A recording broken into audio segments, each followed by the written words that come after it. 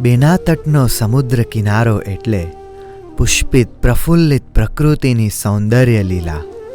ઉષા કાળે એકાંત પ્રકૃતિની સોડમાં સમુદ્ર કિનારે ક્યારેક અભિનવ શૃંગાર સજીને પ્રિયતમની પ્રતીક્ષા કરતી સુરસુંદરી ફરતી હતી. પોતાના મૂળ રૂપમાં આવીને તે દૂર દૂર ઉછળતા ઉદધી તરંગોમાં અમરકુમારના વહાણોના દર્શન ઝંખતી હતી. ક્યારેક તે વિમલયશના નામરૂપ ધારણ કરી બેના તટના રમણીય અરણ્યમાં ઉપડી જતી. મિલન વ્યાકુળ બનીને દોડી જતી નિર્ઝરણીઓ લીલીછમ ધરતી ઉપર મુક્ત ઉલ્લાસથી નાચતા હરણ યુગલો, જલાશયમાં કિલ્લોલતી સારસ બેલડીઓ, મસ્તીથી નાચતા મયુર યુગલો, સહકાર વૃક્ષને આલિંગન આપતી માધવી લતાઓ પ્રકૃતિના પાર વિનાના આ સૌંદર્ય દર્શનમાં તે મુગ્ધ થઈ જતી. એના કોમળ હૃદયમાં પરમ તત્વની દિવ્ય અનુભૂતિ પ્રગટતી હતી ને તે પરમ તત્વના ધ્યાનમાં લીન થઈ જતી. ક્યારેક પારિજાતના હિંડોળા પર ઝૂલતી સુરસુંદરી સંધ્યાની સ્વર્ણિમ આભાને જોઈ રહેતી. સંધ્યાના રંગોમાં જીવનના સત્યનો સાક્ષાત્કાર કરતી હતી અને આત્માની શુચિતમ અનુભૂતિમાં રાચતી હતી. ક્યારેક જ્યારે આભથી ચંદ્રના આછા અજવાળા અવની પર ઉતરતા હોય, જુઈ અને બેલાના પુષ્પો પોતાની સુરભી વિસ્તારતા હોય, સુગંધિત મરુતની ભીની ભીની લહેરો રોમાંચનો અનુભવ કરાવતી હોય, આવા સ્નિગ્ધ ને સુગંધિત વાતાવરણમાં સુરસુંદરી પારિજાતના વૃક્ષને અઢેલીને બેસી રહેતી ને અમરકુમારની વાટ જોતી. પણ જ્યારે એને અમરનો પડછાયો પણ નહોતો દેખાતો, ત્યારે તેનું પ્રફુલ્લિત વદન કરમાયેલું ફૂલ બની જતું. તેના ગૌર મુખ પર ગ્લાની છવાઈ જતી ને આંખો સજલ બની જતી. આખર એ એક પ્રેમ સરિતા નારી હતી ને. તેનું વિષાદ ભરેલું હૃદય ઘડીભર તેને ભૂતકાળમાં ઉપાડી જતું. તેનો દેહ એ સ્મૃતિઓથી ધ્રુજી ઉઠતો, છતાં તેનામાં તેના આત્માના પ્રદેશે પ્રદેશે સતીત્વનું સત્વ વહેતું હતું. તેનામાં સતીત્વની દ્રઢતા હતી, સતીત્વનું તેજ હતું. તે પોતાના હૃદયને સંભાળી લેતી, શુદ્ધ સ્વરૂપના ધ્યાનમાં ડૂબકી મારી લેતી. અને આ બાજુ માલતી પ્રફુલ્લિત હતી, કારણ કે તેણે વિમલયશનું મહત્તમ કાર્ય કર્યું હતું. 1.25 લાખ રૂપિયાનો પંખો વેચીને વિમલયશ સામે રૂપિયાનો ઢગલો કરી દીધો. વિમલયશે બીજા દિવસે સવારે નિત્યકર્મથી પરવારીને માલતીને પોતાની પાસે બોલાવીને 25,000 રૂપિયા ભેટ આપ્યા. ત્યારે માલતીને વિમલયશમાં ભગવાનના દર્શન થયા. એ ભાવ વિહવળ બની વિમલયશના ચરણોમાં તે ઢળી પડી. આ પરદેશી રાજકુમાર, શું તું કર્ણનો અવતાર છે? તે મારા ભવનું દારિદ્ર્ય દૂર કરી દીધું. કહે, હું તારું શું પ્રિય કરું? વિમલયશ હસી પડ્યો. તેણે કહ્યું, માલતી, ક્ષુધા સતાવી રહી છે. તારા કેસરિયા દૂધની ગંધ આવી રહી છે. માલતી દોડતી ઘરમાં ગઈ અને મધુર દૂધનો પ્યાલો ભરીને લઈ આવી. વિમલયશે દૂધ પીધું અને માલતીને કહ્યું, માલતી, માન ન માન, પણ આજે કોઈ સારી ઘટના બનવી જોઈએ. આજે મારું મન અવ્યક્ત આનંદ અનુભવે છે. એટલે શું? આજે કોઈ જાદુઈ પાદુકા આપીને મને ચૌટામાં વેચવા મોકલવી છે? ના ના, હવે માલતીને ચૌટામાં ન મોકલાય. હવે તો મારી સાથે રાજસભામાં લઈ જઈશ. આવીશ ને માલતી મારી સાથે? રાજસભામાં શું? તમે ઇન્દ્રસભામાં લઈ જાઓ તોય આવું ને. પછી તારો આ ભરતાર શું કરશે? આ 25,000 રૂપિયા મળ્યા છે ને. ખાશો, પીશો અને રાજ કરશો.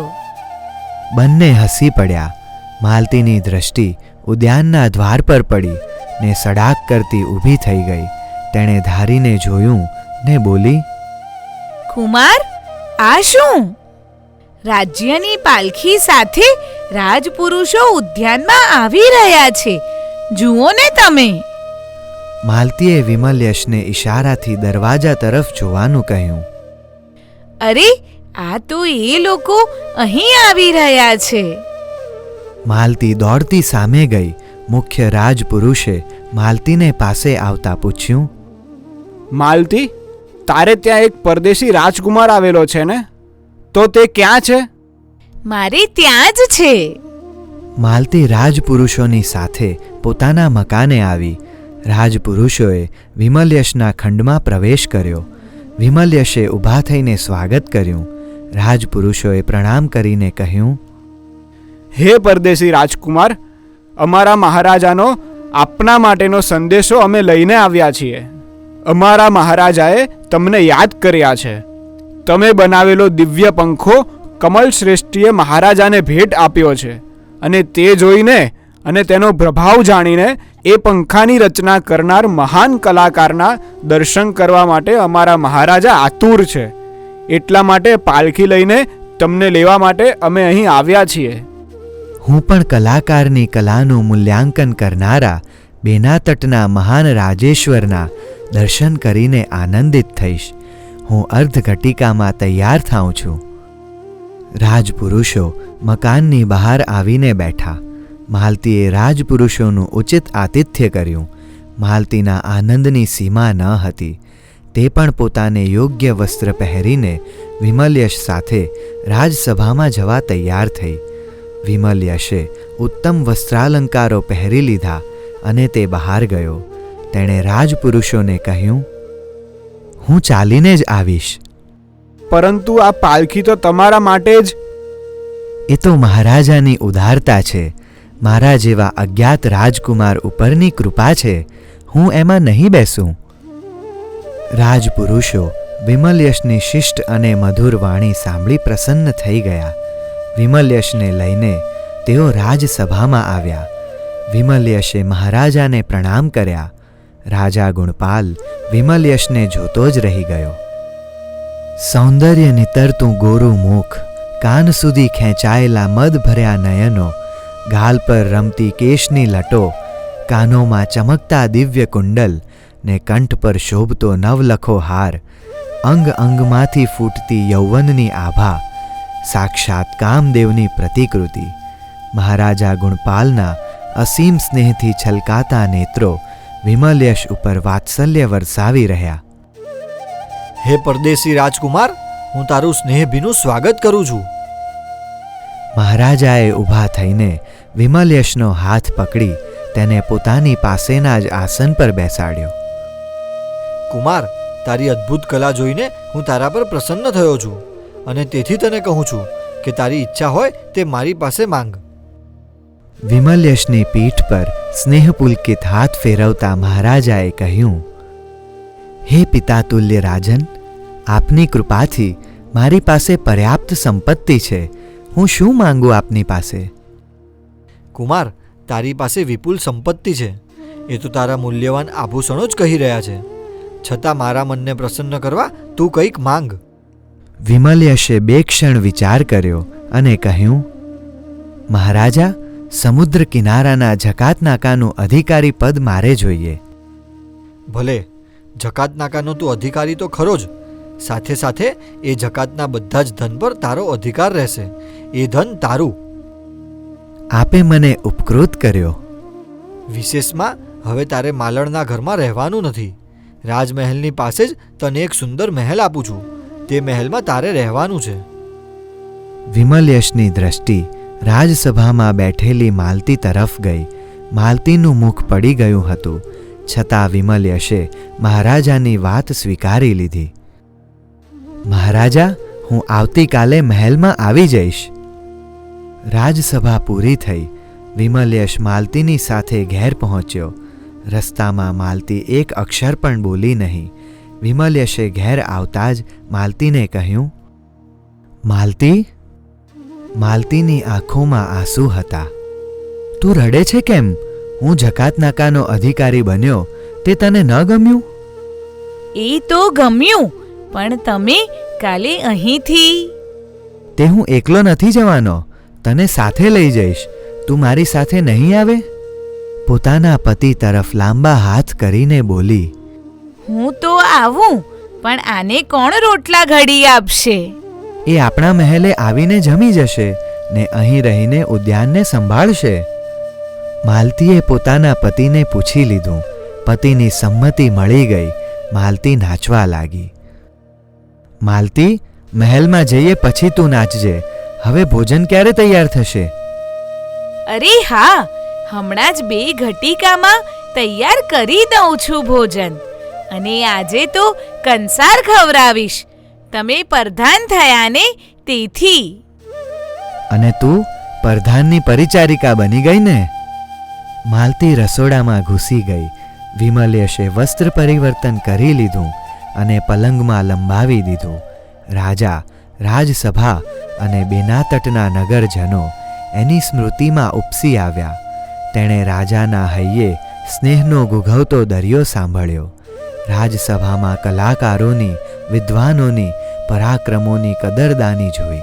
પ્રજાજનોમાં સરળતા, ગુણગ્રાહિતા ને પ્રેમ પ્યાસી આંખો જોઈ. સાથે સાથે ગરીબી પણ જોઈ. તેનું અંતઃકરણ બોલી ઉઠ્યું, પહેલાં હું પ્રજાની દરિદ્રતા દૂર કરીશ. આ નગરમાં એક પણ માણસ ઘર વિનાનો નહીં રહે, વસ્ત્ર વિનાનો નહીં રહે, ભૂખ્યો નહીં રહે. એક રાજપુરુષ તરીકે પહેલું મારું કામ આ હશે. જકાતનું તમામ ધન પ્રજાના સુખ માટે વાપરીશ. એ ધનમાંથી એક દ્રમક પણ મારે ન ખપે. ભોજન તૈયાર થઈ ગયું. માલતીએ વિમલયશને ભાવપૂર્વક આગ્રહ કરીને ભોજન કરાવ્યું. ભોજન કરીને વિમલયશ ત્યાં જ બેઠો. માલતીએ ભોજન કરી લીધું એટલે વિમલયશે કહ્યું, માલતી, મહારાજા ખૂબ ઉદાર છે, નહીં? તે તમારી તોલે તો ન જ આવે. તું તો મારા જ ગુણ ગાવાની ને. જા, મારે તારી સાથે વાતો નથી કરવી. એમ કહીને વિમલયશ ઉઠીને પોતાના ખંડમાં આવી ગયો. માલતી પાછળ જ આવીને બોલી, હું એ મહેલ જોઈ આવું. ત્યાં બધી સુવિધાઓ પણ ગોઠવીને આવું ને. ભલે, અને એ પણ જોતી આવજે કે રાજમહેલ અને આપણા મહેલ વચ્ચે કેટલું અંતર છે. માલતી ઉપડી રાજમહેલે અને વિમલયશ શુદ્ધ વસ્ત્ર પહેરીને શ્રી નવકારનો જાપ કરવા બેસી ગયો. જાપ ધ્યાન પૂર્ણ કરીને વિમલયશ ઉદ્યાનમાં જઈને પલાશ વૃક્ષની છાયામાં જઈને બેઠો. પ્રેમીનો પ્રેમ જ્યારે પ્રેમના બળે પોતાની સિદ્ધિ મેળવવા તત્પર બને છે ત્યારે એ કૃત નિશ્ચય યોદ્ધાનું રૂપ ધારણ કરે છે. વિમલયશે આકાશ સામે જોયું. આકાશમાં સહસ્ત્ર રશ્મિ તપી રહ્યો હતો, પણ અચાનક એક કાળી વાદળી આવી ને સૂર્યને ઢાંકી દીધો. વિમલયશને આ વાદળીનો આકાર રત્નજટીના વિમાન જેવો લાગ્યો ને તેના મુખમાંથી શબ્દો સરી પડ્યા, ભાઈ, તમારું વિમાન નીચે ઉતારો. માલતીનો પતિ નજીકમાં જ છોડને પાણી પાઈ રહ્યો હતો. વિમલયશનો અવાજ સાંભળીને દોડી આવ્યો. શું થયું કુમાર? કંઈ જોઈએ તમારે? વિમલયશ હસી પડ્યો. ના ના, કંઈ નથી થયું, કંઈ જોઈતું નથી. માળી ચાલ્યો ગયો. વિમલયશ સુર સંગીત નગરની સ્મૃતિ યાત્રાએ ઉપડી ગયો.